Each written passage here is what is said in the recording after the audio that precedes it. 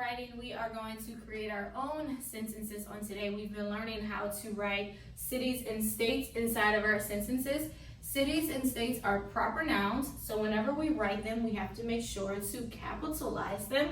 But also, when we write a city and a state next to one another, there is something that you place between them, and that's called a comma. So we've been practicing that on Monday and on yesterday. So today, you should be able to create your own sentences with a city and a state. And so I gave you a list of a bunch. And so tomorrow on the test, you will have to pick one of them and create a sentence with one of those cities and states. So just keep those mentally in your mind.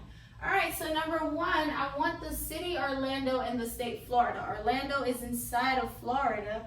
So you will create a sentence with Orlando, Florida. Now remember, everybody knows that Florida is known for the beaches. So you could talk about the beaches. Also, Disney World is in Orlando, Florida. So that's also something else you could talk about, or you could just say that you and your family went there. So remember, when you create a sentence, you have to have a who the sentence is about and what they're doing. But also make sure to include Orlando, Florida. You should be able to create your own sentence by this point of the school year, okay?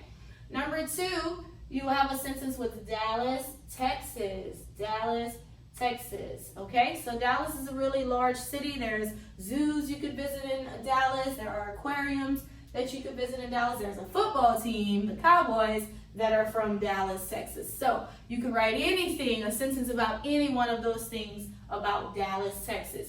And if you look at them, they are not capitalized, and they are also missing the comma. So make sure when you write your sentence today that you write it down correctly. And then number three, you will write a sentence about your city and state, where you are from, the name of your city, and the state that you are in. So that's what your writing lesson is on today. Just make sure when you write them, you start your sentences with a capital letter, and you finish your sentences with a period. So that's it for today.